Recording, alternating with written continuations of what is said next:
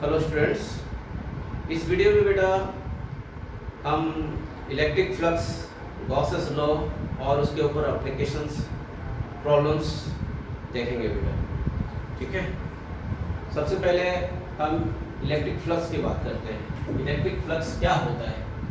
तो electric flux पहले समझेंगे बेटा कि इलेक्ट्रिक फ्लक्स क्या होता है। Electric flux actually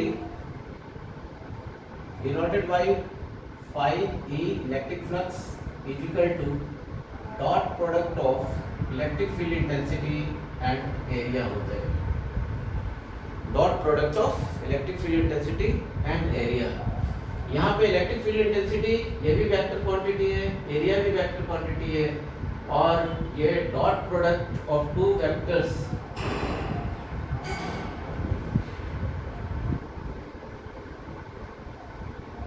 become scalar quantity, becomes scalar quantity। तो फ्लक्स क्या हो गया बेटा ऐसे हालत में?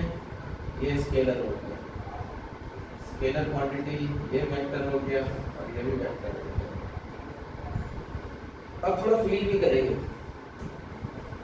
कि इलेक्ट्रिक फ्लक्स होता क्या है। इलेक्ट्रिक फ्लक्स बेसिकली बेटा फील्ड लाइंस को हम काउंट करते हैं, count of field lines crossing the area. Area में कितने फील्ड लाइंस क्रॉस कर रहा है, उसके साथ कितने फील्ड लाइंस लिंक है, वो इलेक्ट्रिक फ्लक्स होता है। इलेक्ट्रिक फील्ड डॉट ए मतलब ये एरिया बता रहा है और ये क्या बता रहा है? इलेक्ट्रिक फील्ड इंटेंसिटी बता रहा है। ऐसे समझिए, मान लीजिए कि ये इलेक्ट्रिक फील्ड लाइंस बहुत सारा और मान लीजिए ये एरिया है, कितना एरिया है? ये एरिया है।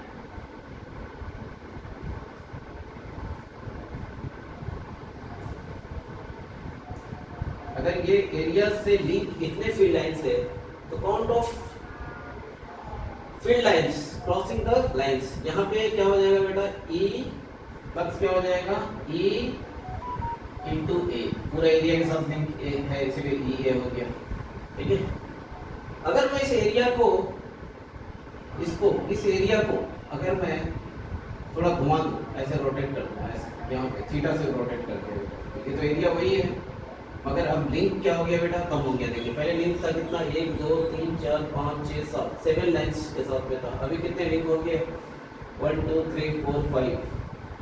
देखिए तो इसको घुमाते ही क्या हो गया? थीटा से अगर हमने घुमाया तो इसके लिंक जो अब इसके साथ बना, कितना बना बेटा? सिर्फ इतना ही बना, सिर्फ इतना पोर्शन। ये कितना पोर्शन हो जाएगा बेटा? ए cos थीटा हो जाएगा। अभी जो फाई हो गया बेटा ई ए cos थीटा होगा। कहने का मतलब है इलेक्ट्रिक फील्ड इंटेंसिटी इनटू वो पार्ट एरिया का जिसके साथ फील्ड इंटेंसिटी फील्ड लाइंस जो है लिंक्ड है। ठीक है, आप ऐसे भी समझ सकते हैं, जैसे देखिए सपोज कीजिए ये एरिया है, सपोज कीजिए कि इधर से फील्ड लाइंस आ रहा है, बहुत सारा फील्ड लाइंस आ रहा है। अगर बहुत सारा फील्ड लाइंस इधर से आएगा, सपोज कीजिए कि ये आपका क्या है? एरिया है। ठीक है, यहाँ से बहुत सारा फील्ड लाइंस आ रहा है। अगर बहुत सारा फील्ड लाइंस आएगा तो पूरा का पूरा इसके साथ लिंक है बेटा, पूरा लिंक है।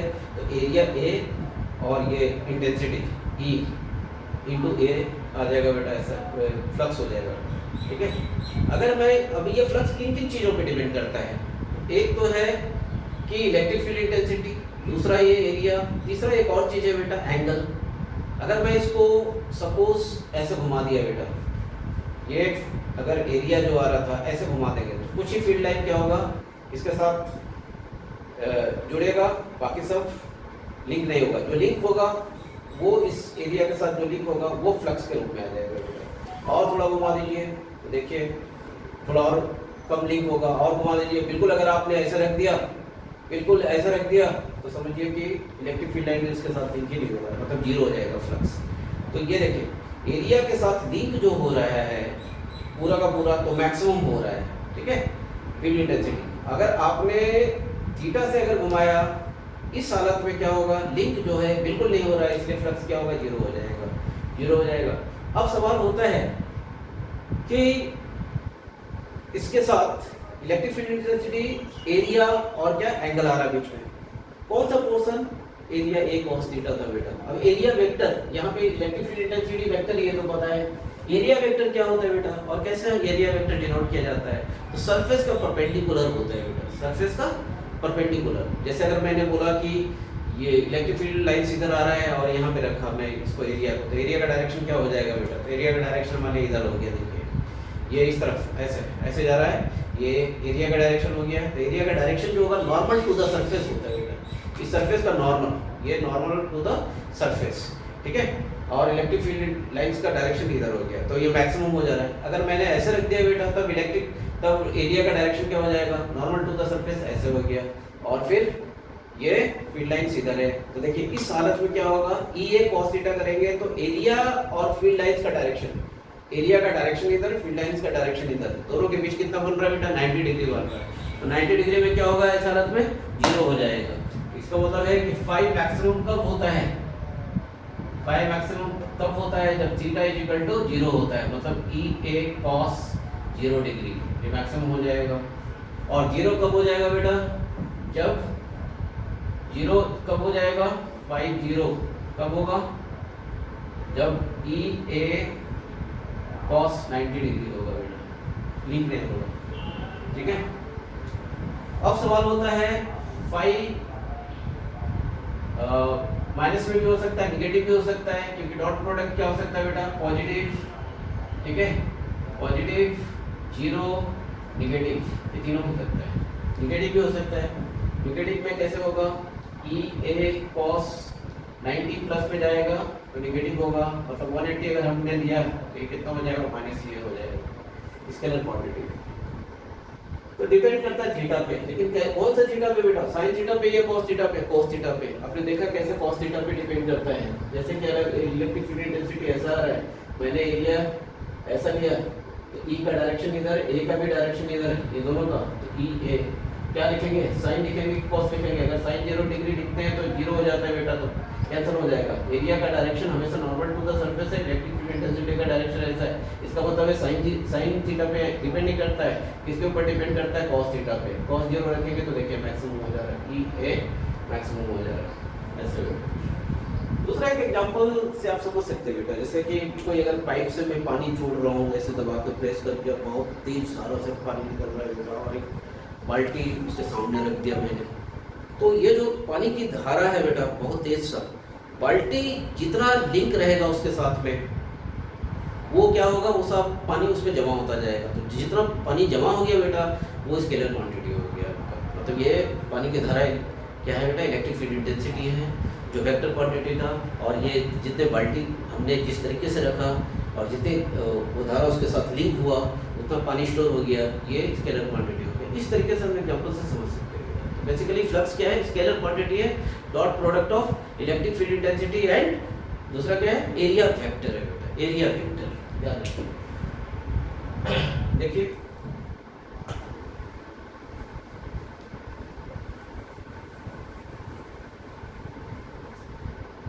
जैसे मैं यहाँ पे बोला एरिया इधर है, इलेक्ट्रिक फील्ड इंटेंसिटी का डायरेक्शन किधर है, इधर है। एरिया का ऐसे हालत में एरिया का डायरेक्शन किधर होगा, इधर होगा। तो ये इलेक्ट्रिक फील्ड इंटेंसिटी का भी डायरेक्शन इधर, एरिया का भी डायरेक्शन इधर, इसलिए ई ए फाई क्या हो गया बेटा, cos 0 डिग्री हो गया। अगर मैंने ऐसे कर दिया बेटा, मान लिया इस एंगल पे लिया, ऐसे इस एंगल पे लिया, तो इलेक्ट्रिक फील्ड इंटेंसिटी का डायरेक्शन इधर, ठीक है बेटा, और एरिया का डायरेक्शन किधर, इधर हो जाएगा, ऐसे हो जाएगा। ये देखिए ऐसे, अगर हमने थीटा इधर घुमाया बेटा, ऐसा सोचिए, अगर हमने इधर थीटा घुमाया, ये 90 माइनस थीटा, ये थीटा हो जाएगा। बेसिकली एंगल किसके ऊपर है, एरिया का डायरेक्शन इधर हो गया, और परपेंडिकुलर, एरिया मतलब perpendicular to this plane surface होता है, और इलेक्ट्रिक फील्ड इंटेंसिटी है, और थीटा किसके बीच है, इलेक्ट्रिक फील्ड इंटेंसिटी और एरिया वेक्टर के बीच में। तो ये आपका क्या आ गया, E A cos theta, pi equal to क्या आ गया बेटा, ई ए cos थीटा। आप समझ गए होंगे ठीक से कि जितना बेसिकली क्या है, ये काउंट ऑफ फील्ड लाइंस है passing through area, passing through area, is a scalar quantity known as electric flux. So we can define it. Basically, it is quantum of field lines passing through. Electric flux is defined as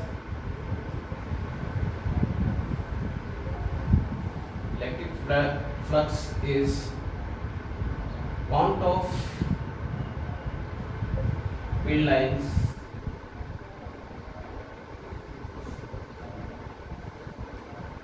passing through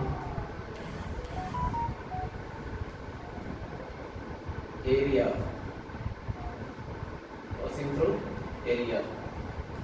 and is defined as dot product of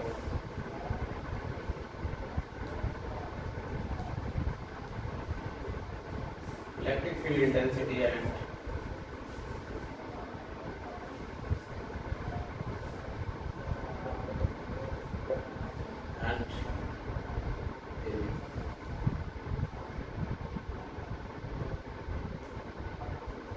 Electric field intensity and area with which field lines linked.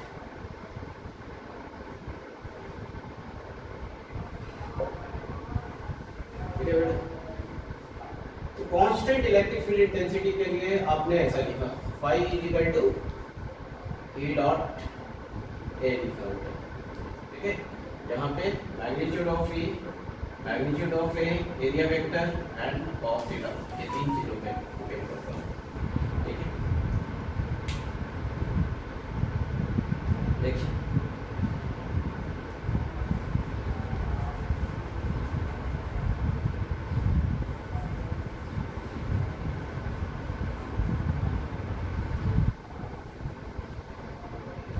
SI unit क्या होगा electric flux का,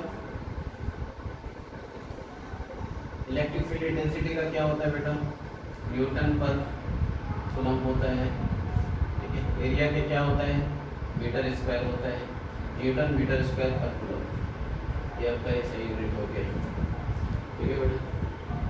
और दूसरे तरीके से भी लिख सकते हैं वोल्ट पर मीटर, दूसरा क्या होता है न्यूटन पर कूलम, वोल्ट पर मीटर भी होता है इलेक्ट्रिक फील्ड इंटेंसिटी का इंटू मीटर स्क्वायर, ये क्या हो जाएगा वोल्ट मीटर हो जाएगा, वोल्ट मीटर ये भी होता है SI यूनिट।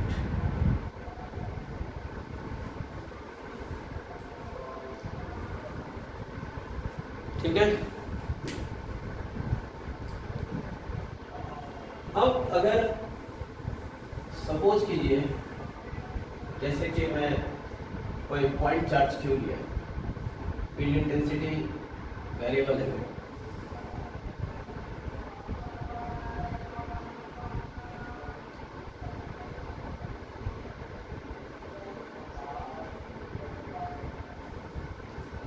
ठीक है। तो मान लीजिए अगर फील्ड इंटेंसिटी वेरिएबल है, मान लीजिए कि आपने यहाँ पे इस बिल्कुल इस जगह पे एरिया, इतना बड़ा एरिया रखा, ए रखा, तो देखिए इसमें कितने फील्ड लाइन्स आ रहे हैं 1 2 3 4 5 6 7, ऑलमोस्ट जितने इस चार्ज के करीब पे हैं उतना ज़्यादा क्या होता है फील्ड लाइन्स इसके साथ लिंक है। यही चीज़ अगर मैं इसको दूर ले जाऊँ बेटा, यहाँ ले जाऊँ उतना ही बड़ा, तो देखिए उतना अगर मैं उतना दूर ले जाऊँगा तो 3 ही फील्ड लाइन इसके साथ लिंक हो रहा है। बेसिकली हमने आपको बताया कि कौन सा फील्ड लाइन्स होता है जो एरिया के साथ क्या है लिंक्ड है, जो एरिया के साथ लिंक्ड है। इसका मतलब है कि अगर नज़दीक रहेगा, जहाँ पे नज़दीक रहेगा पॉइंट चार्ज के पास में नज़दीक में रहेगा तो समझिए उसका फील्ड इंटेंसिटी ज़्यादा है, इसीलिए अगर फील्ड इंटेंसिटी ज़्यादा है तो यहाँ पे फ्लक्स ज़्यादा होगा। फिर जैसे ही दूर जाते हैं फील्ड लाइन्स कम हो जाता है तो फील्ड इंटेंसिटी क्या हो गया, कम हो गया। As a distance as we go away from the charge, इसकी फील्ड इंटेंसिटी कम होता जाता है और इस वजह से क्या होगा, इसका फ्लक्स भी कम हो जाएगा, ऐसा। तो दूसरा है कि वेरिएबल इलेक्ट्रिक फील्ड इंटेंसिटी के साथ अगर हमें निकालना है तो हम कैसे करेंगे। कांस्टेंट अगर फील्ड इंटेंसिटी के साथ था तो सीधा ये डॉट एक हम कर देते थे, इसके साथ कैसे करेंगे, जैसे कि अगर मैं बोलूँ बेटा यहाँ पे ऐसा है, ये एरिया मान लिया कुछ ऐसा इस तरह का है, जरूरी नहीं कि एरिया में ऐसे ही रखूँ, इस तरह का एरिया रखूँ, ठीक है। ये फील्ड लाइन है बेटा और यहाँ क्यू चार्ज है सपोज, तो इस जगह फील्ड इंटेंसिटी का डायरेक्शन इधर है, तो बहुत स्मॉल एलिमेंट्री डीए लेते हैं बेटा, ये देखो ये डीए लिया, डीए ठीक है, यहाँ पे ऐसा है, इस पे इस जगह है और सपोज एरिया इधर है, तो इसका परपेंडिकुलर, तो डीए इधर है, यहाँ पे ऐसा है तो इसका परपेंडिकुलर इधर है, यहाँ पे ऐसा है इसका परपेंडिकुलर ऐसा है, ठीक है बेटा। ऐसे हालत में जब सरफेस रेगुलर नहीं हो तब हम कैसे करते हैं, फ्लक्स किस तरीके से लिखते हैं, तो ऐसे हालत में बेटा हम इंटीग्रेशन का सहारा लेते हैं, क्योंकि sum of all the e dot a, ठीक है, सम ऑफ जैसे हम करते हैं तो इसका मतलब किस में चला जाएगा बेटा, इंटीग्रेशन में चला जाएगा, ये इंटीग्रेट कर देगा किसके साथ में, क्योंकि इलेक्ट्रिक फील्ड इंटेंसिटी कांस्टेंट नहीं है, इससे बाहर नहीं निकलेगा, इसके साथ जुड़ेगा, तो ई डॉट डीए लिखा बेटा, ई डॉट डीए को इंटीग्रेट अगर रेगुलर फॉर्म में है बेटा, तो यहाँ से जहाँ तक हमें निकालना है वहाँ से वहाँ तक हम पैरेलल पुट कर देंगे, वो हमारा निकाल देगा फ्लक्स।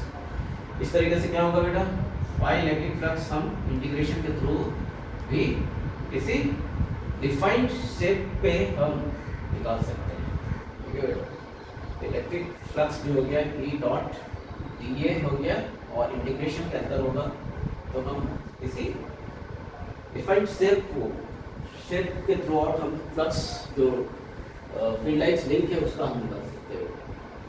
ये बिल्कुल इसी तरीके का है, जैसे पाई 1 हो गया प्लस पाई 2 हो गया प्लस पाई 3 हो गया, सिग्मा के साथ ई डॉट डी ए 1 हो गया बेटा, E1 D1 E2 DA2 ऐसे DA2 E2 E3 DA3, ये इक्वल टू ये सिग्मा EI DI ऐसा हो जाता है, ठीक है। और इसी को हमने क्या कर दिया डॉट में, सब डॉट में है बेटा, इसी को हमने इंटीग्रेशन में लिख दिया ई डॉट डी। तो आप फोकस इस पे कीजिएगा कि फ्लक्स जो होता है बेटा, अगर ऐसा वेरिएबल हो इलेक्ट्रिक फील्ड इंटेंसिटी, तो हम इस तरीके से किसी एरिया पे निकालते हैं ई डॉट डी।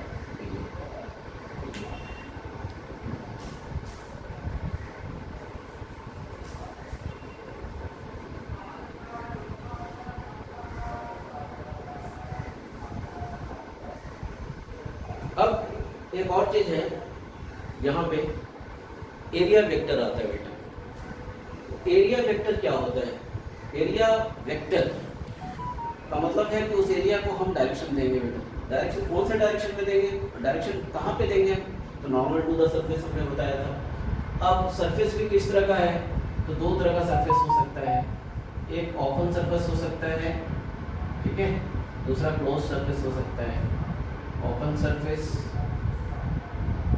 दूसरा क्लोज्ड सरफेस हो सकता है। ओपन सरफेस पे ऐसा, जैसे कि मैं अगर बात करूं स्क्वायर, ये देखो ये सरफेस स्क्वायर सरफेस, ठीक है, तब इसका डायरेक्शन किधर होगा बेटा, तो कोई बोल सकता है ऊपर भी, कोई बोल सकता है इसका नीचे भी डायरेक्शन हो सकता है, और ये बिल्कुल सही है बेटा। अगर ओपन सरफेस हो तो वेक्टर, एरिया वेक्टर का डायरेक्शन दोनों साइड हो सकता है। तो प्रॉब्लम में अगर दोनों साइड होगा तो हम कैसे काम करेंगे, अगर प्रॉब्लम में हम शुरुआत में बेटा किसी एक डायरेक्शन में लेंगे तो थ्रू आउट द प्रॉब्लम हमें क्या करना पड़ेगा, उसी डायरेक्शन में चलना पड़ेगा। This is the rule. ऐसा नहीं कि एक बार इधर चले फिर बाद में इधर चले, तो फिर प्रॉब्लम जब हम सॉल्व करेंगे तो गलत ही होगा, सॉल्यूशन उसका गलत होगा बेटा। तो remember this thing, open surface में जो होता है बेटा, या तो इधर होगा या फिर परपेंडिकुलर टू द सरफेस होगा, या तो अपवर्ड होगा या फिर डाउनवर्ड होगा, ठीक है। बट अगर हमने एक बार अपवर्ड कंसीडर किया तो थ्रू आउट द प्रॉब्लम का सॉल्यूशन जब हम करेंगे बेटा, थ्रू आउट हम उसी डायरेक्शन में लेंगे, ठीक है। तो ये बोथ डायरेक्शन में हो सकता है, both direction perpendicular to surface.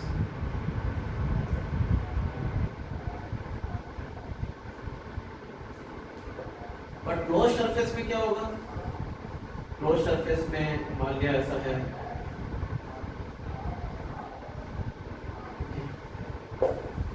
Surface, ये सरफेस क्लोज है, स्फीयर हो गया, चाहे फिर आप ऐसा ले लो।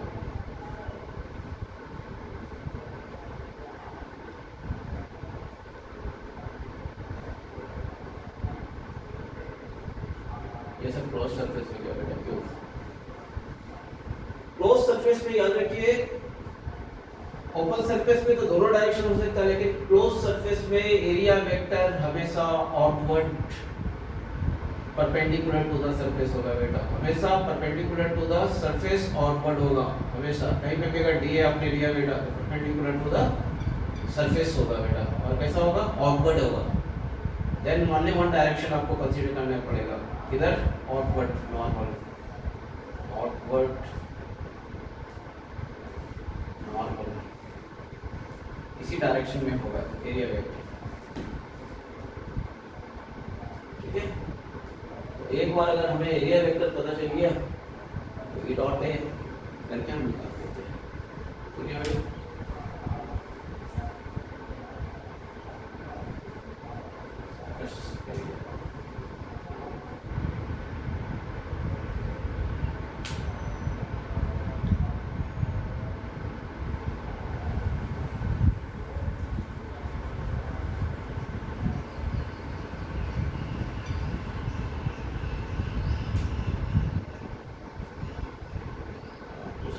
देखते एरिया वेक्टर पे। जैसे कि मैंने आपको एक ट्रेगन दिया, ये 0 0 0 पे दिया, ये उसके लिए आपको 0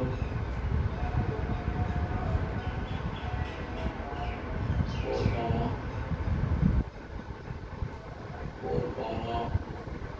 0 0 और ये दे दिया आपको 2 ठीक है, 2 3 सपोज ए बी और सी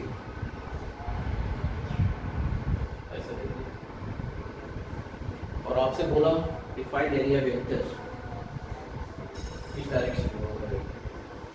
तो आपने पहले भी पढ़ा होगा बेटा, एरिया जो होता है ऑफ दो साइड का, अगर ट्रायंगल है बेटा, ट्रायंगल के लिए four triangle of into cross product होता है।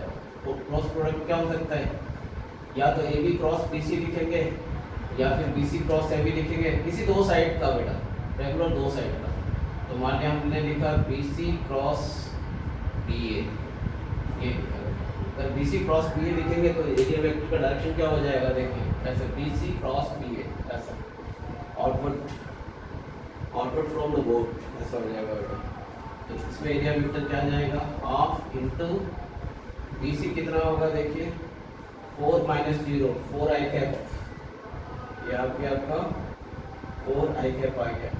ठीक है, और ए बी का ये बी ए कितना होगा बेटा, क्रॉस बी ए कितना होगा, बी ए 2 आई कैप 2 - 0 3 - 0 प्लस 3 जे कैप प्लस 0 के कैप है, ये हो गया। ठीक है, ऐसा हो गया, मतलब half i cap into i cap, i cross i क्या होता है, साइन 0 डिग्री, साइन पे चलता है तो 0 हो जाएगा बेटा। तो इसके साथ फिर करेंगे जे के साथ, आई क्रॉस जे क्या होता है बेटा, के होता है, आई क्रॉस आई क्या होता है, 0 होता है बेटा। ठीक है, तो यहाँ पे 4 3 जा कितना हो गया, 12 के कैप हो गया, और कुछ नहीं, कितना आ गया देखिए, मतलब कितना आ गया आपके पास 6 के कैप। तो इसका एरिया वेक्टर हो गया 6 के कैप, मतलब इधर के डायरेक्ट, इधर इस डायरेक्शन में, आउटवर्ड फ्रॉम द बोर्ड, इस तरीके से निकालते हैं एरिया वेक्टर। और इसी में अगर मान लें इलेक्ट्रिक फील्ड इंटेंसिटी आपको कोई दे दिया, ऐसा इलेक्ट्रिक फील्ड इंटेंसिटी दे दिया 20 I cap plus 10 J cap, ऐसा दे दिया, मान लिया ऐसा बोल दिया। इस एरिया में बोलेगा कि ऐसा है, इलेक्ट्रिक फील्ड इंटेंसिटी इस तरीके का है, तो फाइंड फ्लक्स, क्वेश्चन रहेगा फाइंड इलेक्ट्रिक फ्लक्स। तो जब आपको एरिया वेक्टर पहले पता चल जाएगा इस तरीके से, तो आप फिर फ्लक्स भी निकाल सकते हैं। ई डॉट ए से ई डॉट ए, तो ई कितना हो गया 20 I cap plus 10 J cap dot 6 के कैप, ऐसा हो जाएगा।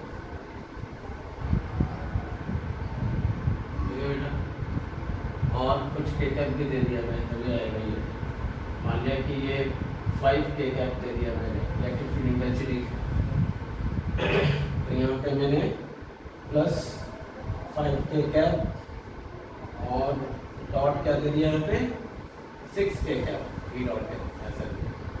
ऐसा हालत में क्या होगा देखिए, आई जे के साथ 0 हो जाएगा, क्योंकि आई डॉट जे क्या होता है बेटा के 0 होता है, जे डॉट के क्या होता है बेटा 0 होता है, के डॉट के क्या होता है बेटा 1 होता है। तो सिर्फ 5 6 30 आ जाएगा बेटा न्यूटन मीटर स्क्वायर पर कूलम।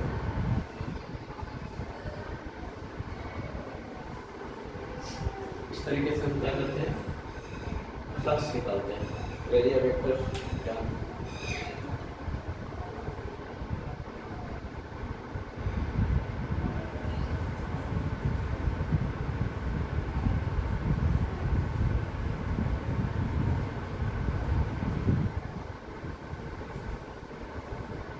Example 2,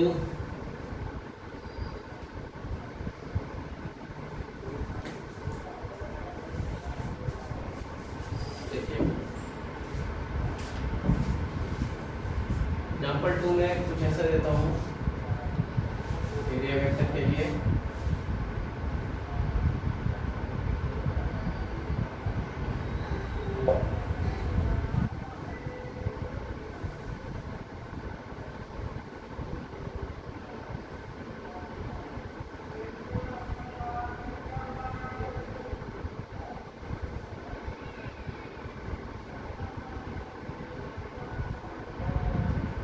सपोज बेटा ये एक्स डायरेक्शन है, ये वाई डायरेक्शन है और ये जेड डायरेक्शन है।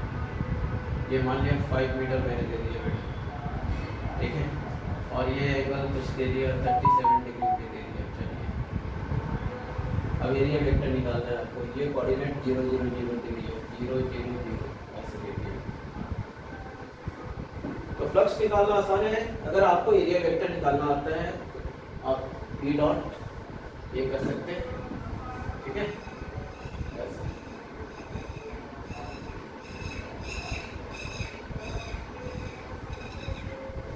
देखिए कैसे करेंगे,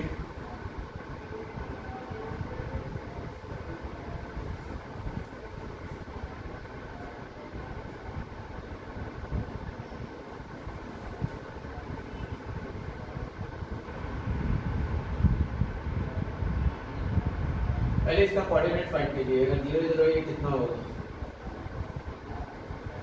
देखिए इधर 5 मीटर है, स्क्वायर है, ये स्क्वायर मतलब थोड़ा सा और छोटा कर देता हूँ इसको, स्क्वायर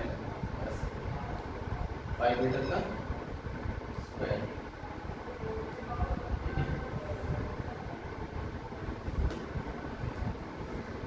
कोऑर्डिनेट इसका क्या होगा, एक्स डायरेक्शन में बोले कितना होगा, ये 5 अगर है तो ये आपका कितना आ जाएगा 5 sin 37। 5 sin 37 का मतलब है 5 × 3/5। 5 sin 37 आएगा इस डायरेक्शन में, 5 sin 37। 5 sin 37 का मतलब 5 × 3/5, मतलब कितना हो गया 3। x हो गया 3, y कितना हो जाएगा बेटा 5 cos, ये देखिए y ये डायरेक्शन में जाएगा, 5 cos 37, 5 × 4/5 कितना हो जाएगा बेटा 5 × 4/5 ये 4 हो गया देखिए। और फिर z ऊपर है ही नहीं, इसके ऊपर है, सरफेस के ऊपर है, मतलब ये 0 हो गया, ये हो गया इसका कोऑर्डिनेट, ठीक है। अब इसका कोऑर्डिनेट देखिए क्या होगा, इसका कोऑर्डिनेट कैसे फाइंड करेंगे, ये हो जाएगा आपका एक्स एक्सिस पे 0 है, ठीक है, वाई भी 0 है, जेड कितना हो गया ये 5 है बेटा, 0 0 5 हो जाएगा। ये देखो 5 हो गया। ठीक है, अब किसी स्क्वायर का मैं अगर बोलूं कि एरिया निकालना है आपको, ठीक है, ये वेक्टर ए है,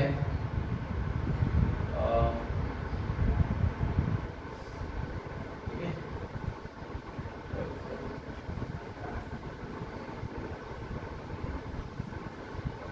ये वेक्टर बी है, तो एरिया वेक्टर क्या हो जाएगा, ऐसे लिख देता हूँ मैं, एरिया, ये वेक्टर ए है, ये वेक्टर बी है, एरिया वेक्टर हो जाएगा बेटा ए क्रॉस बी, ऐसा होगा। ए क्रॉस बी करेंगे और डायरेक्शन कैसे आएगा, ए की तरफ रखेंगे, बी की तरफ जाएगा बेटा, तो डायरेक्शन निकाल देगा। मतलब ए क्रॉस बी बोलने से तो आप कितना कैसे करेंगे आप, यहाँ पे एक साइड जो है a is equal to 3 minus 0 3 I cap, 4 minus 0 4 J cap, 0 minus 0 0 के कैप, फिर बी वेक्टर क्या हो जाएगा बेटा, बी वेक्टर में 0 आई कैप 0 जे कैप 5 के कैप, ये देखिए सिर्फ 5 के कैप हो गया बेटा, ऐसा। So area vector A is equal to क्या आ जाएगा, ए क्रॉस बी करेंगे, A cross B, A cross B करने का मतलब है 3 आई कैप प्लस 4 जे कैप क्रॉस 5 के कैप, ठीक है। ऐसे हालत में क्या हो जाएगा, फिर क्रॉस प्रोडक्ट का वही लेंगे, आई क्रॉस के क्या होता है बेटा,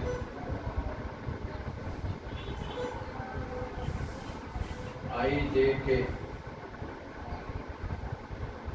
आई क्रॉस के माइनस जे हो जाएगा, 3 5 जब 15 माइनस 15 जे, फिर जे क्रॉस के क्या होगा बेटा, आई होगा, जे क्रॉस के 4 5 जब 20 प्लस 20 आई कैप, मतलब क्या आ गया आपका 20 I cap minus 15 J cap, area vector हो गया, ठीक है। अब अगर किसी ने इसके ऊपर ऐसा प्रॉब्लम दे दिया कि भाई इलेक्ट्रिक फील्ड इंटेंसिटी जो है वो 10 I cap plus 10 J cap ऐसे दे दिया, तो फाइंड फ्लक्स बोलेगा, फाइंड फ्लक्स, इलेक्ट्रिक फ्लक्स। तो आप क्या करेंगे, तो आप करेंगे flux is equal to E dot A, बिल्कुल उसी तरीके से इलेक्ट्रिक फील्ड कितना है 10 I cap plus 10 J cap dot 20 I cap minus 15 J cap,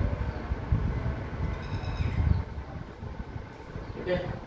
ये 200 हो जाएगा और ये हो जाएगा माइनस कितना हो जाएगा 150 हो जाएगा बेटा।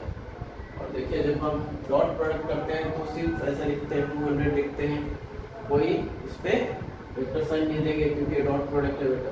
कितना हो जाएगा 50 न्यूटन मीटर स्क्वायर पर